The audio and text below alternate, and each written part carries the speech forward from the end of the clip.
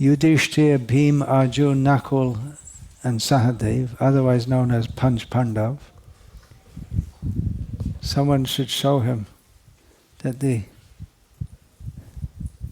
yaha lagana hai, ऊपर नहीं है, और दो पंक्ति होने चाहिए जैसे कपास पर, और बीच में फाक होना चाहिए. You can show him afterwards. Can you see? It's in the wrong place, and इसमें भी फाक तो नहीं है. उसको रखना है. Om Namo Bhagavate Vasudevaya. Om Namo Bhagavate Vasudevaya. Om Namo Bhagavate Vasudevaya. Srimad Bhagavad-gita, as it is, yatha tata. Is it in Telugu? Yatha tata. Yatha tatam. Translation and purport by His Divine Grace A.C. Bhaktivedanta Swami Prabhupada. Yeah. Very well known verse. Chapter 7, text 19. Bahunam Janmanam Ante Jnanavan Mam Prapadyate Vasudevaha Sarvam Iti Saha Mahatma Sudurlabhaha Bahunam Janmanamante Jnanavan Mam Prapadyate Vasudeva Sarvamiti Samahatma Sudurlabhaha Bahunam Janmanamante Jnanavan Mam Prapadyate Vasudeva Sarvam Iti Samahatma Sudurlabhaha.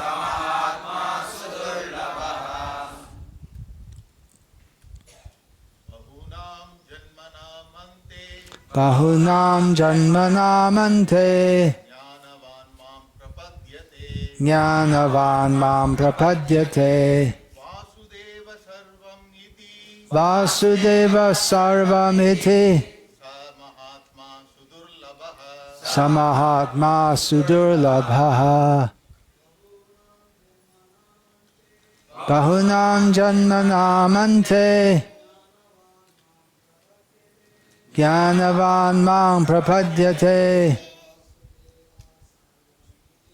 Vasudeva Sarvamiti Samahatma Sudurlabhaha.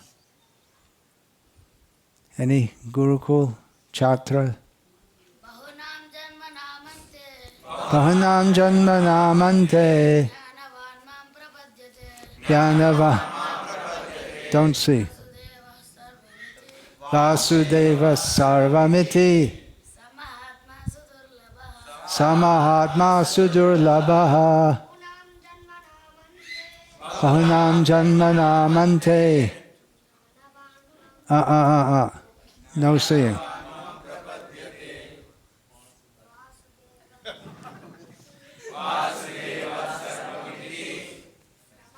Bahunam Janmanamante, the Gurukul boys will learn the verses.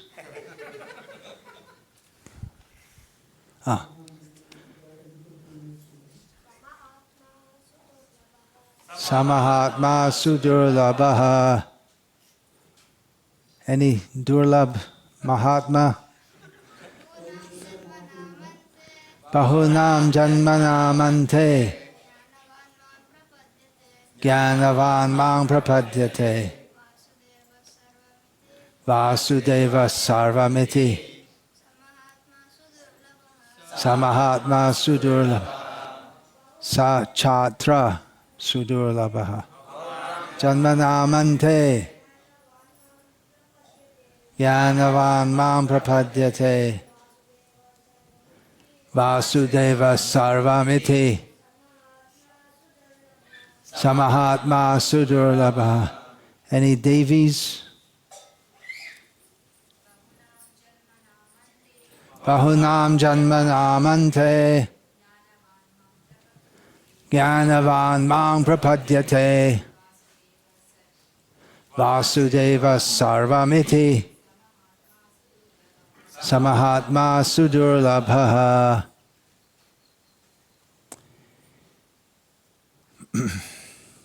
Bahunam, many.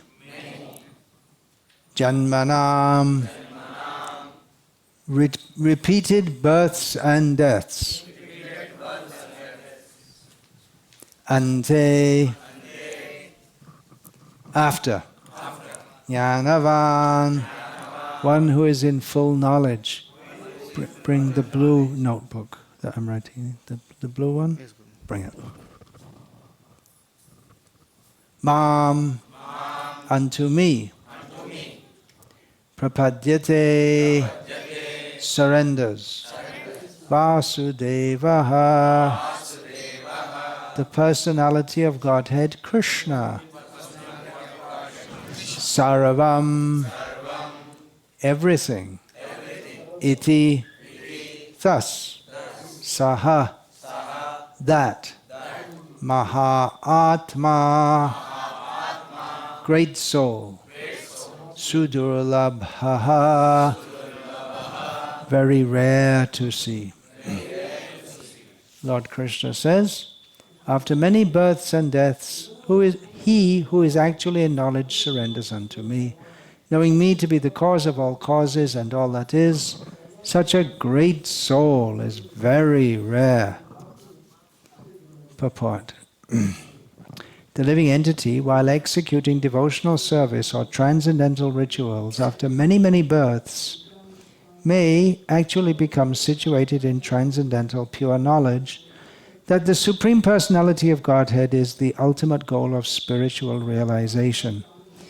In the beginning of spiritual realization, while one is trying to give up one's attachment to materialism, there is some leaning towards impersonalism.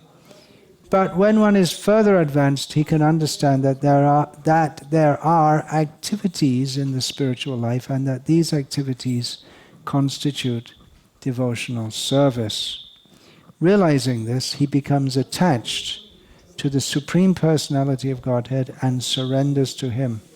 At such a time, one can understand that Lord Sri Krishna's mercy is everything, that He is the cause of all causes, and that this material manifestation is not independent from Him. He realizes the material world to be a perverted reflection of spiritual variegatedness and realizes that in everything there is a relationship with the Supreme Lord Krishna. Thus he thinks of everything in relation to Vasudeva or Sri Krishna. Such a universal vision of Vasudeva precipitates one's full surrender to the Supreme Lord Sri Krishna as the highest goal. Such surrendered great souls are very rare. This verse is very nicely explained in the 3rd chapter, verses 14 and 15 of the Shvetashvatara Upanishad, which is very similar to the Purusha Sukta. Sahasra Shirsha Purusha Sahasraksha Sahasrapat Sabhuming Vishvato Vritvatya Tishthaddashangulam Purusha Evedang Sarvang Yadbhutam Yadchabhavyam Utamritat Vasyeshano Yad Anena Tirohati. In the Chandogya Upanishad it is said, Na vaivacho na chakshunsi na shrokrani na manang sitya amana sitya chakshate prana iti eva chakshate prano hevaitani sarvani bhavanti. In the body of a living being, neither the power to speak, nor the power to see, nor the power to hear, nor the power to think is the prime factor. It is life which is the center of all activities. Similarly, Lord Vasudeva, or the personality of Godhead, Lord Sri Krishna, is the prime entity in everything. In this body there are powers of speaking. Blue. Do you know what blue means? Someone can go with him who know what blue means. It's the same book but covered with blue. Maybe he's colorblind. Similarly, Lord Vasudeva, or the personality of Godhead, Lord Sri Krishna, is the prime entity in everything. In this body there are powers of speaking, of hearing, of mental activities, etc. But these are not important if not related to the Supreme Lord. And because Vasudeva is all-pervading and everything is Vasudeva, the devotee surrenders in full knowledge. And here is written, CF, refer to Bhagavad-gita 7:17, which is just 2 verses before this. Teshang gyani nitya yukta eka bhakti vishishyate priyo hi gyanino tyartamahang sacha mama priyaha. Of these, the one who is in full knowledge and is always engaged in pure devotional service is the best, for I am very dear to him and he is dear to me, and also refers us to chapter 11, text number 40, which goes as follows in relation to this. Namah parastadata prashtataste namostu te sarvata eva sarva ananta viryamita vikramastang sarvang samapnoshi tatosi sarvaha. Arjuna praying to Krishna as Arjuna sees the Vishvarupam, the universal form, obeisances to you from the front, from behind, and from all sides. O unbounded power, you are the master of limitless might. You are all-pervading, and thus you are everything. Bahunam janmanam ante jnanavan mam prapadyate. Vasudeva sarvamiti samahatma sudurlabhaha. Om jnanatimirandhasya jnananjana shalakaya chakshurinmilitam yena tasmai Shri Gurave Namaha. Nama shreshtham manamapi shachiputramatra swarupam rupam tasyagrajam urupurim maturim goshtavatim radha kundam girivaramaho radhika madhavasham prapto yasya pratita kripaya Shri Gurum tam natosmi. Vandeham Shri Guru Shri Ataf Padakamalam Shri Gurun Vaishnavangscha Shri Rupam Sagrajatam Sahagarna Raghunathan Vitam Tam Sajivam Sadvaitam Savadhutam Parijana Sahitam Krishna Chaitanya Devam Shri Radha Krishna Padan Sahagarna Lalita Shri Vishakan Vitamscha. Hare Krishna, Krishna Krishna, Hare Hare, Hare Rama, Rama Rama, Hare Hare. Well, as we often heard from our most worshipable spiritual master, Srila Prabhupada, it is quite possible to become Krishna conscious even in a moment. So we may wonder why it takes so long to understand or to become Krishna conscious. Why should it take so many births to surrender to Krishna. We know from earlier in this chapter that not so many people are interested in finding the truth. What is that verse? Any Gurukul boy? Yeah, you know, I know. But let's see if any of our Gurukul boys know. They don't. Very few people, are interested in finding the truth. Any Gurukul boys can say? Very good, thank you. Say it loudly.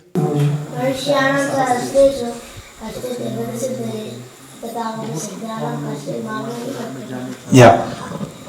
Manushanam sahasreshu kaschid yatati siddhaye yatatam api siddhanam kaschin mang veti tatvataha. This verse, it closely parallels the one that we just read, Bahunam Janmanamante. That out of thousands of men, someone may be interested in siddhi, in understand or the perfection of life. And of those who have attained the perfection of life at some level, hardly one knows Krishna. But on the other hand, we do see many people who are interested in spiritual philosophy, not only in India. We find people who call themselves truth seekers. Why should the truth be very difficult to find? The truth we understand from Bhagavad-gita is, the ultimate truth is, what is it? One word. You can say it in one word. Krishna. Yeah. Mataf parataram nanyat kinchid asti dhananjaya.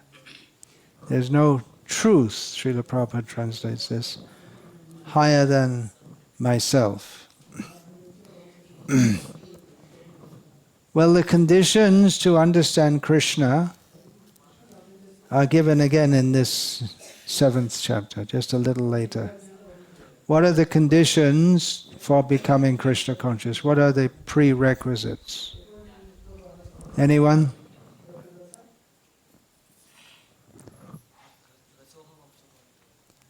No, I wasn't thinking of that one. That's one level of knowing Krishna. Seeing, recognizing Him as taste in water. How about this one? Yesham tvantagatang papam jananang punyakarmanam tedvanva moha nirmukta bhajante mangdiravrataha. Would have been nicer if you could have got it without me prompting you.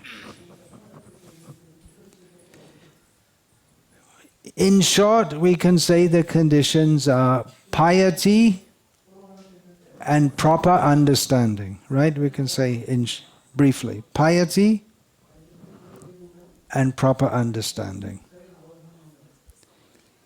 Now, there have been innumerable pious people in the history of India.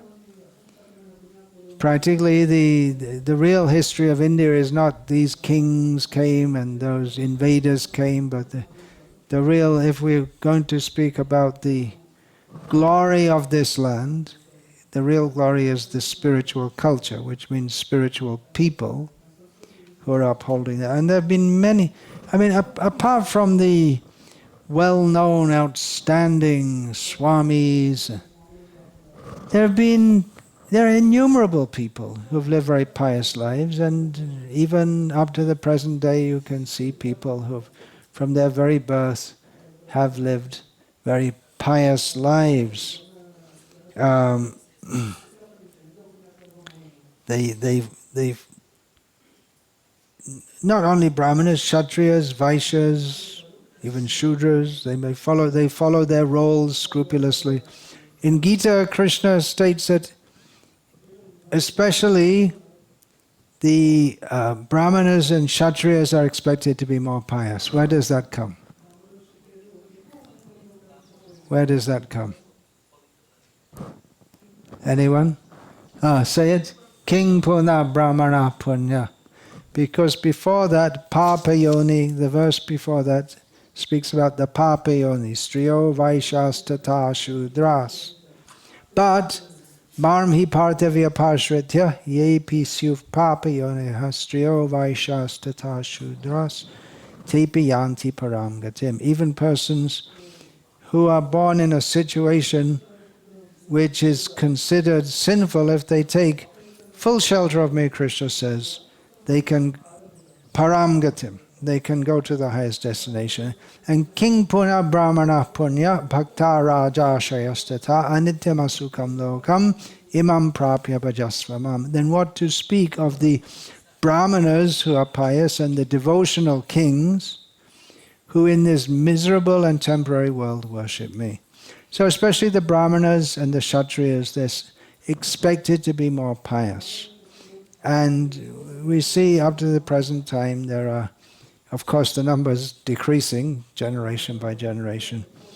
I was just in Sri Rangam and we see there are still many people who raised in families who are just going on as their forefathers did, following all the rituals and fully dedicated in the service of the Lord. And of course not only the Vaishnavas, there are Smartas also, very piously following all their rituals and varnashram duties. So they can be called very pious people. And apart from India, within India and outside India, there are people who are trying to be good people. It's important to them to be good. They're not so much interested in amassing lots of money, but they want to be good and deal with others nicely. So there are many people who we can say are pious. And understanding, what does that Krishna say? Tidvanva moha nirmukta, those who are free from the duality of illusion. In other words, those who can understand properly. So to understand the teachings of Bhagavad-gita, to understand Krishna, it shouldn't be very difficult. The basic understanding is very easy. That we are not the body that we tend to identify with. We are eternal spiritual beings. And we have an eternal relationship of servitorship and love with Krishna, who is the Supreme Personality of Godhead. And therefore to serve Him is the meaning of life. So it's not the philosophy shouldn't be very difficult to understand. So why does it take so many lifetimes for people to understand? If they're pious and the philosophy, it really doesn't require a PhD in philosophy to understand the basic teachings of Bhagavad-gita. It should be fairly easy to understand. Then, why do so many people become Krishna conscious? Kaschin mang veti tatvataha. Very few people properly understand Krishna. What is that understanding Him tatvataha? Janma karma chame divyam evangyo veti tatvataha tyaktva dehang punarjanma naiti mameti sarjana. Understanding that everything that Krishna does, beginning from His apparent birth and all His activities, they are all of a different quality to that of persons within material existence. Tribhir gunamaya bhaivaya. What is that? Ebi sarvamidang jagat. What's the next line? Mohitang na bijananti mamebhya paramavyayam. Krishna says, people don't understand me because they're bewildered by the three modes of material nature. And of course, Krishna is beyond the modes of material nature. So why can't they come out of it? And again, how to come out of it? Mang chayovya bicharena bhakti yogena sevate sagunan samatidhyaitan brahmabhuyaya kalpate. To cross over the modes of nature, everyone is within the three modes of nature, but one can cross beyond them by avyabhicharani bhakti to Krishna. fully concentrate, without any deviation. One immediately comes to the transcendental position. But then it's people. So many people are pious, and it's not difficult to understand. Then why do so few people become Krishna conscious, as Krishna mentions in this verse? And why does it take so long? What's the answer to that question? Well, there could be various answers. One is a major reason that people, even though they're pious and even apparently searching for the truth, is they don't understand because they don't want to understand, as we get a clue from Prahlad Maharaj. Matyena Krishne paratasvato va mito bhipadyeta grihavratanam adanta gobhir vishatanta misram punaf punas charvarnanam. Certain persons who are determined not to be Krishna conscious, they won't be Krishna conscious. Even if they're searching for the truth. But they've decided in advance that whatever the truth is, it's not going to be Krishna. Or even if we accept that Krishna is the truth, we'll redefine Krishna as niraka, nirgun, no form, no qualities, and so on. Because of uncontrolled senses, they enter into the darkest regions of ignorance and repeatedly chew that which is already chewed. But wait a minute, we're talking about pious people, aren't we? But piety, unless we are fixed in Krishna consciousness, unless we cross over the modes of material nature, then we may be very pious in one life, but then again we may fall, because that's the nature of material life. Up and down, up and down, up and down. So many people may be seemingly very pious, but they might be seemingly very pious, and they might even seem to be inclined toward bhakti. Just like we see, for instance, I was talking about smartas. They like to chant Vishnu Sahasranama. They'll agree that the names of Vishnu, they are all purifying. Yet internally they maintain the highly impious attitude of not being interested in actually surrendering to Krishna, to admitting Krishna's supremacy in all respects. So they are pious in one sense, but in another sense they're very impious, because they don't want to admit that Krishna is supreme. And they might even be, even though they'll chant Vishnu Sahasranam, but if you poke them a bit and tell them you have to surrender to Krishna, Krishna is supreme. I've had this experience many times here in India, that pious people, but then when you insist that Krishna is the Supreme Personality of Godhead, they become very angry and antagonistic. They say, I have to surrender to Krishna, and they become...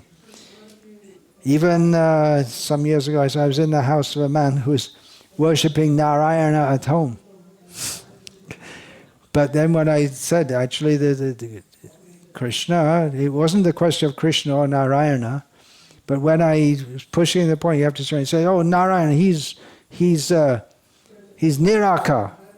I didn't push the point that he was saka. I was just saying you have to surrender to him. But he came out with this, even though he's worshipping the form, but with the idea that ultimately there is no form. And actually, very underneath, they're envious of Krishna. So they may even be superficially worshipping Krishna, but they're just underneath the surface, they're inimical. The example is given of Jarasandha. Very pious in some ways.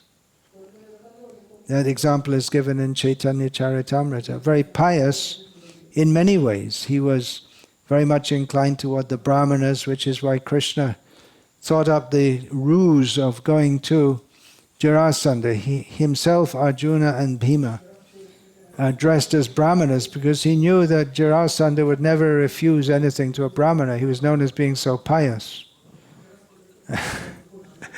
And so they said, we're brahmanas, we've come from a long way, we've come to beg something. What do you want? We want to fight with you. We're not brahmanas. But they knew that Jarasandha wouldn't refuse because he's so pious, but then he's so impious. He's so pious he wouldn't refuse anything to brahmanas, but he's so impious he hates Krishna. So it's a funny mixture. It's not real piety.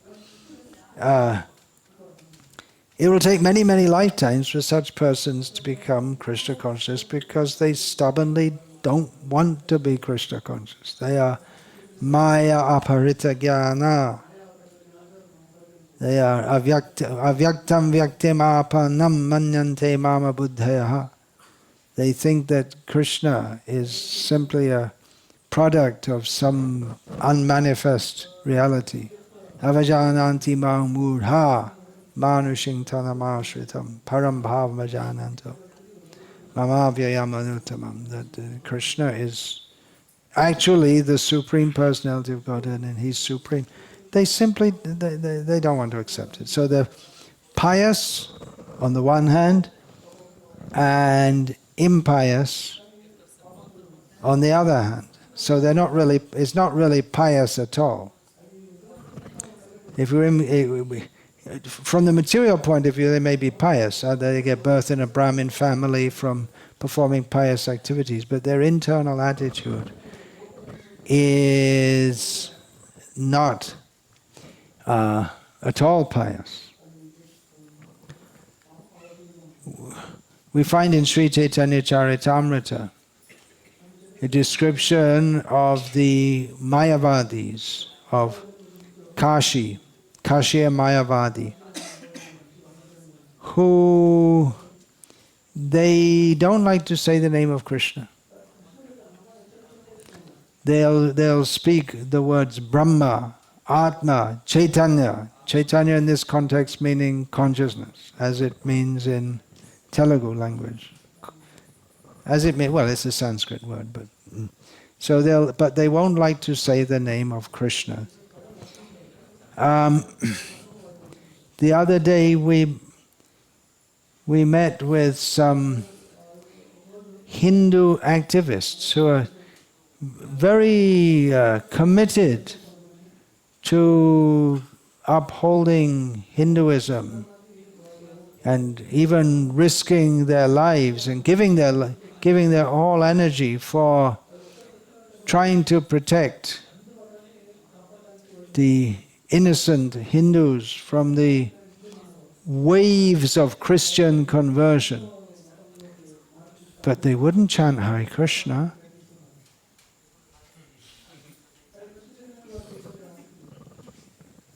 And most of these Hindu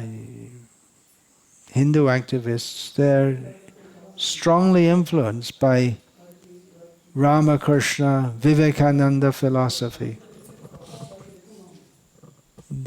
They're in the bodily concept of life. They don't want to discuss the topics of Bhagavad-gita.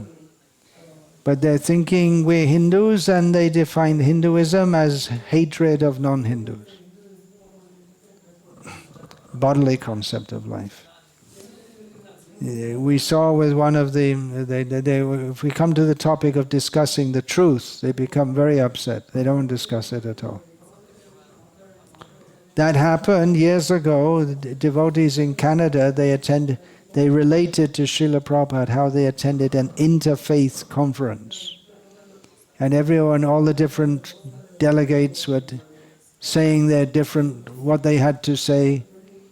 And then the devotee, his turn came to speak and said that so far we've been discussing different opinions about religion.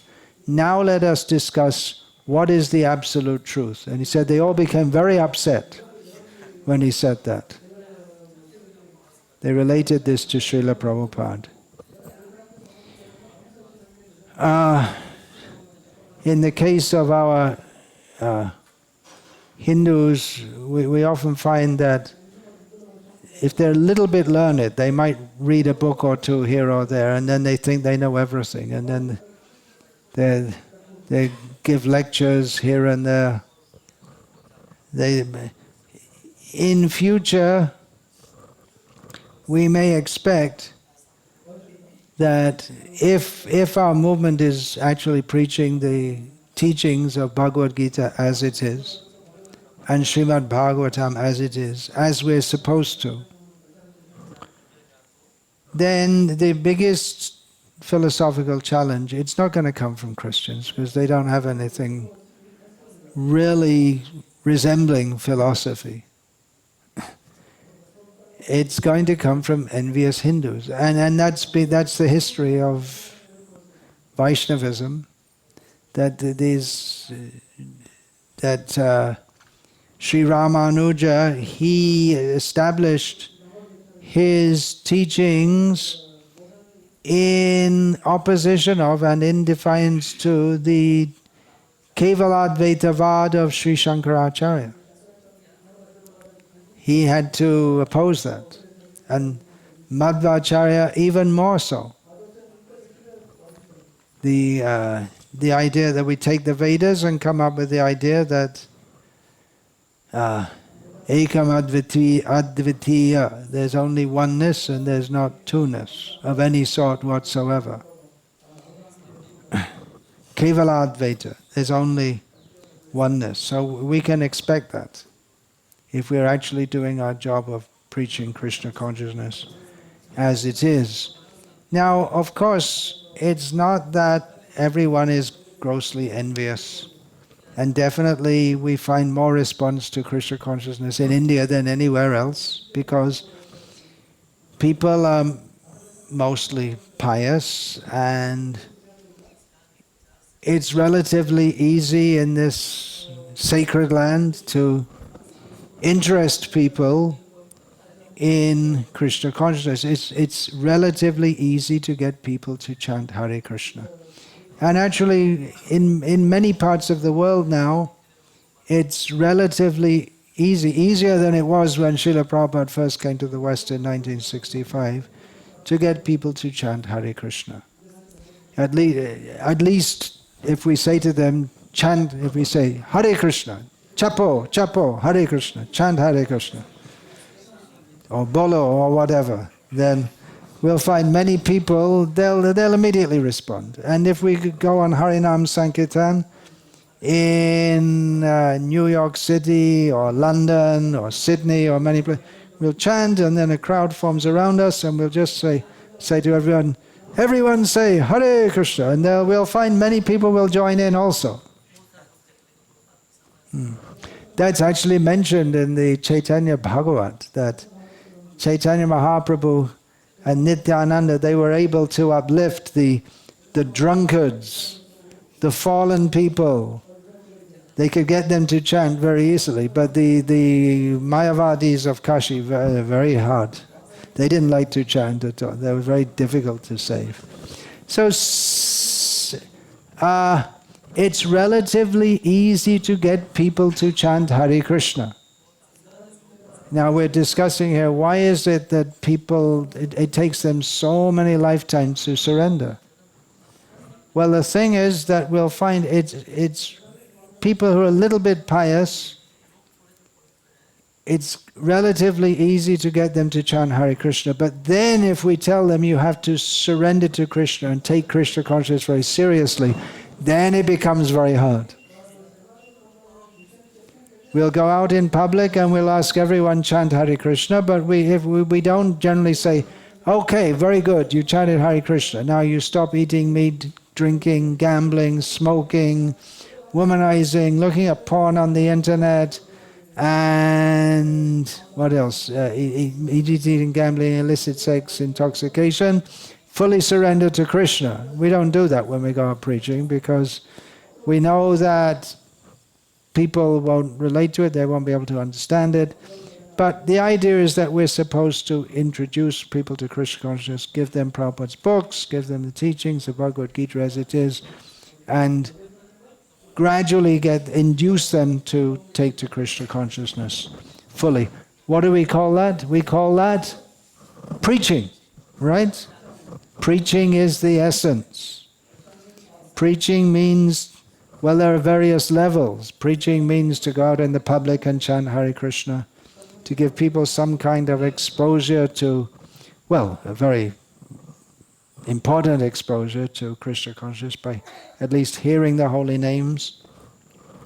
And the aim is to bring people to fully surrender their life to Krishna, understanding him to be the Supreme Personality of Godhead.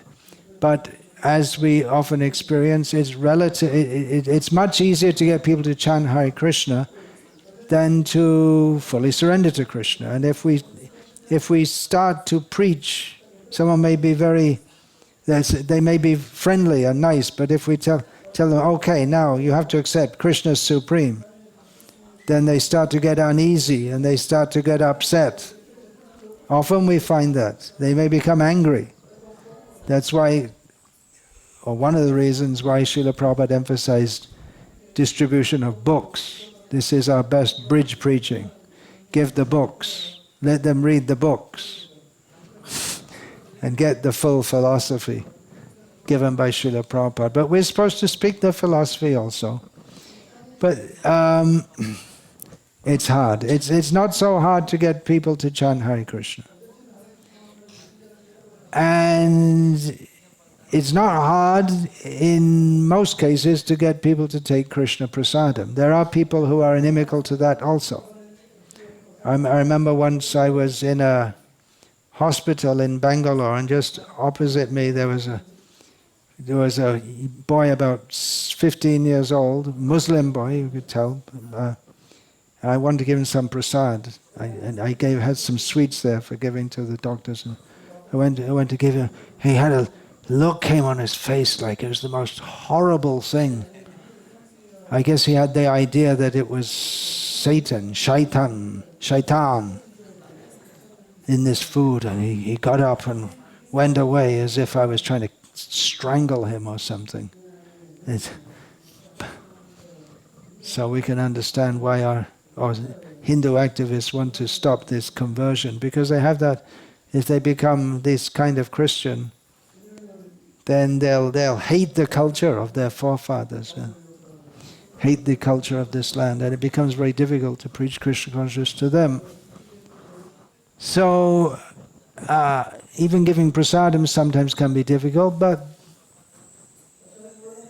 it's in many places and among many people, it is very popular. And in certain parts of the world, the Hare Krishna devotees are well known for their food, great vegetarian food. People don't know it's prasad per se, although Srila Prabhupada did say that in our restaurants we should have a big sign telling everyone that this food is offered to Krishna. It's Krishna's mercy, it's spiritual food. They should know they're taking prasadam, not to hide it, not to hide the point. So there may be people who like the chanting, who like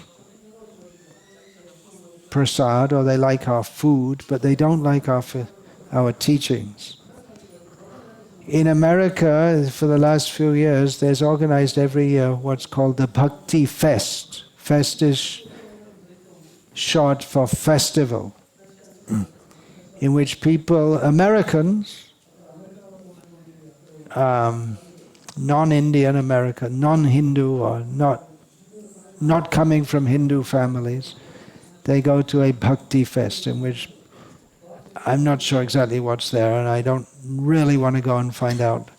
Vijay Prabhu, our great, one of the great in all ISKCON's history so far, one of the great all-time book distributors.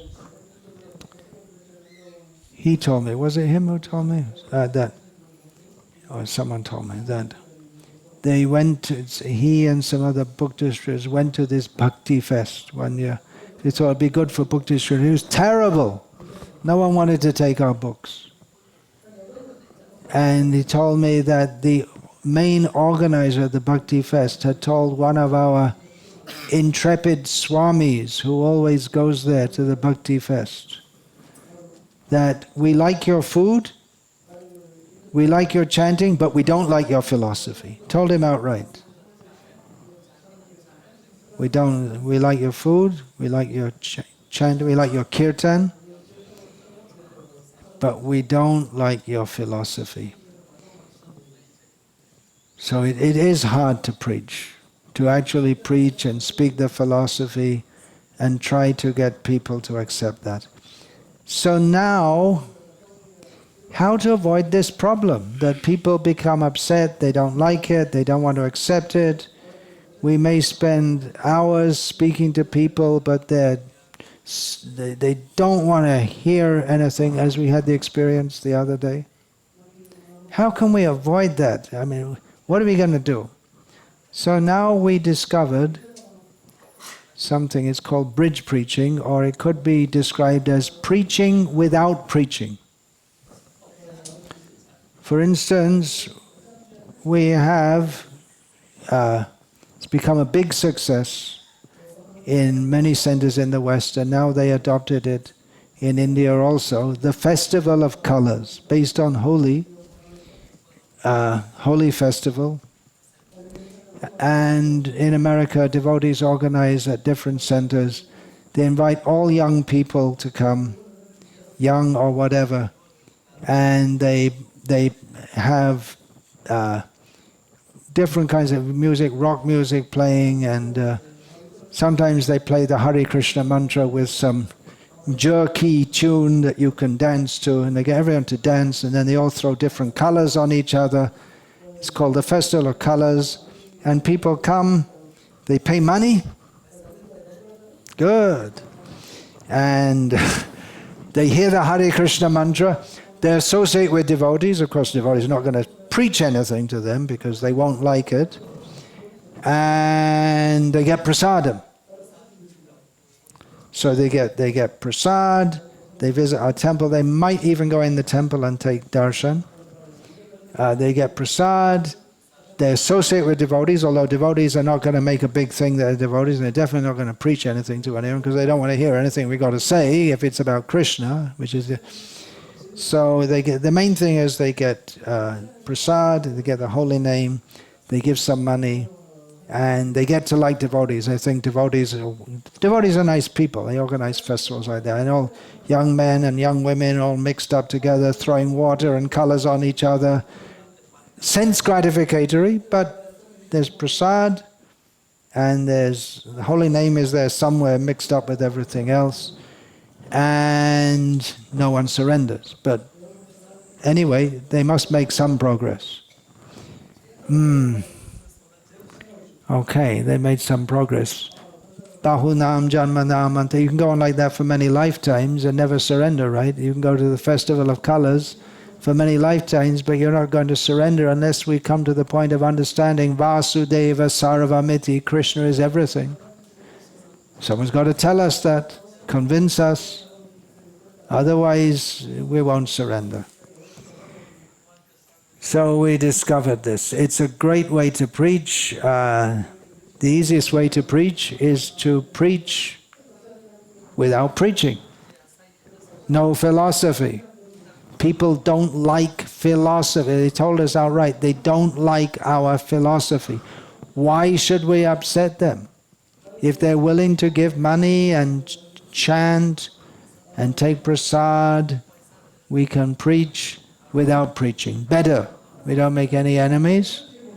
And they're happy, we're happy, and they don't surrender to Krishna. We also don't surrender to Krishna because we're supposed to actually preach to people.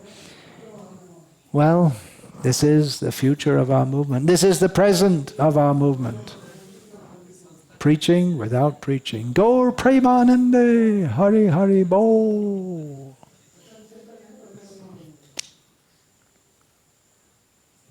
How many lifetimes will it take? We can surrender in a moment, or it may take many, many millions of years. Hare Krishna. that's all I'm going to say now, unless anyone has any question or comment about this.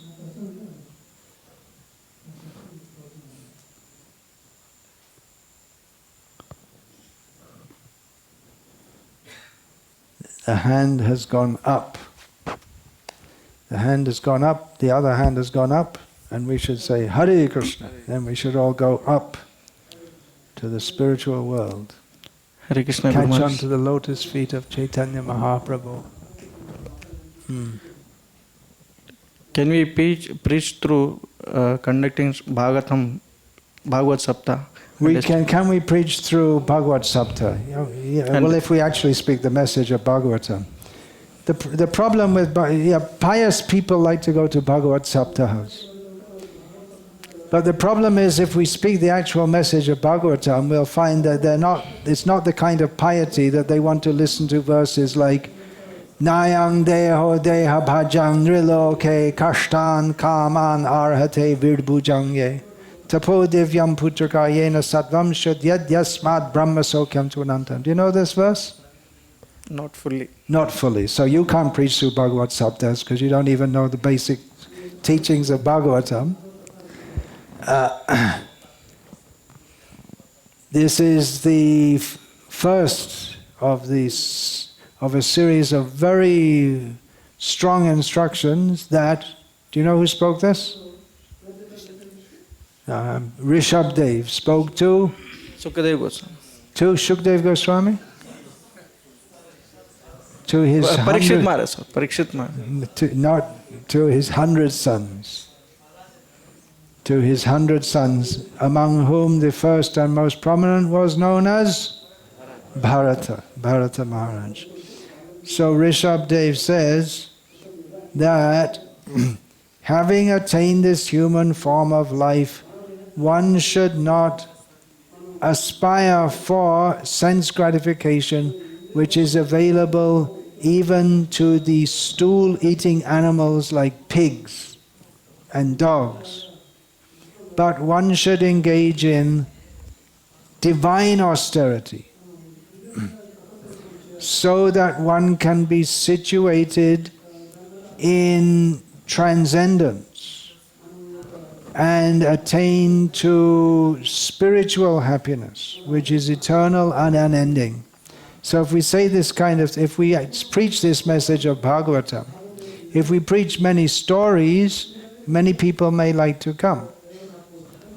They will gain some piety by doing so, which is why they go. They're pious people. They're good people. They're devotees. But to get them to fully surrender to Krishna, that may be another matter. And generally, if we speak all these things, Shrotavyadini Rajendra Nrinang Santi Sahasrashaha Apashyatam Atmatatvam Griheshu Grihamedinam. Most of the people who come to these Bhagavad Saptahas are pious people, but they are what Shukdev describes in his first words to Parikshit Maharaj, Grihamedi. They're attached to their pious, but they're attached to their home life.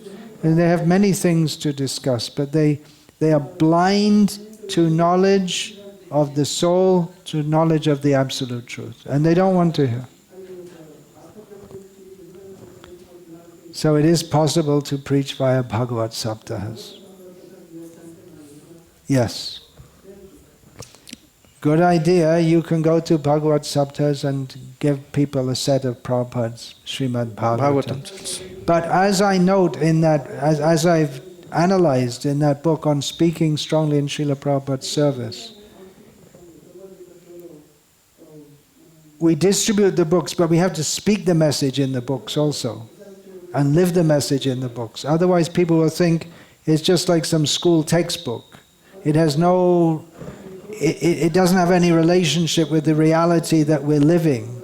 There's one thing in the books, there's all this heavy stuff, and then we live, and we're chanting Hare Krishna, and we like to tell nice stories, and we're very concerned about being nice to each other, but all this stuff about surrendering, well, later. I know, somehow or other, devotees are distributing books, and they're practicing Krishna consciousness, but they don't preach all these necessary topics which are in Bhagavatam. They're very concerned to keep everything very nice and keep people happy on the superficial platform as long as they're chanting Hare Krishna. Bahu janma kare jadi shravan kirtan tabuta napai Krishna pade prem dan. We may chant Hare Krishna for many lifetimes and not attain love of Krishna. The warning is there.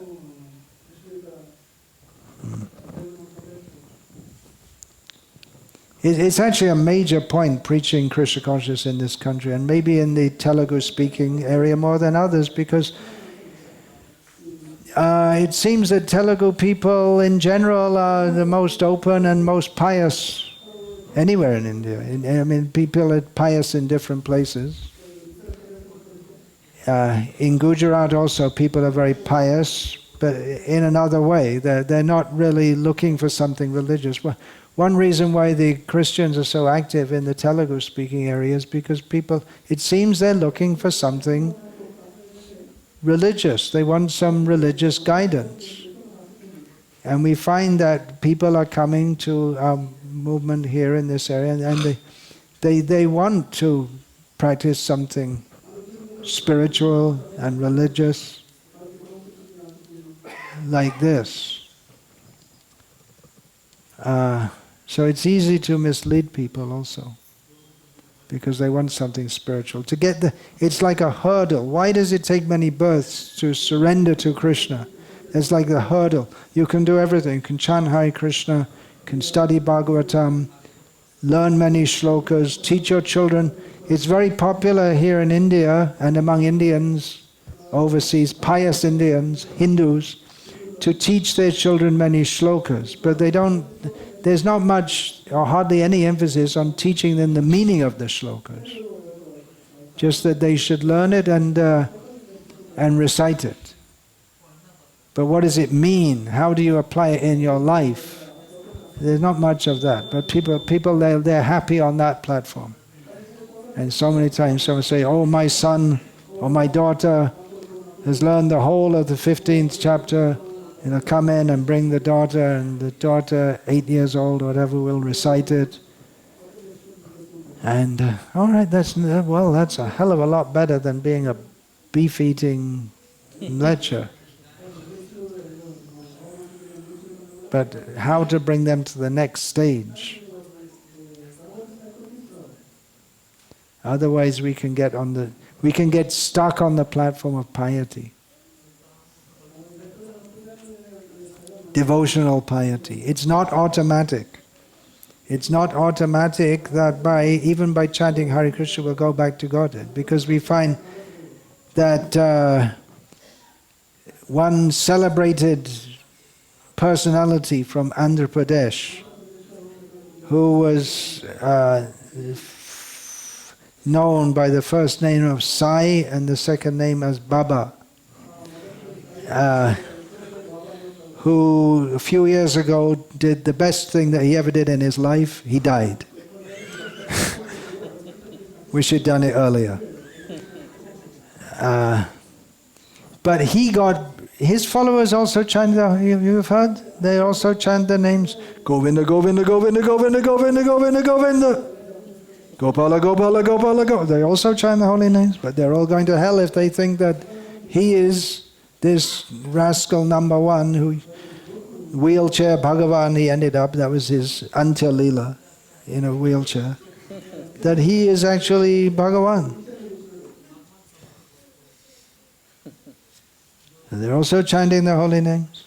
Jarasandha was worshipping Shalagram, Vishnu. So proper understanding and application is required. Otherwise, piously going to hell. Hare Krishna.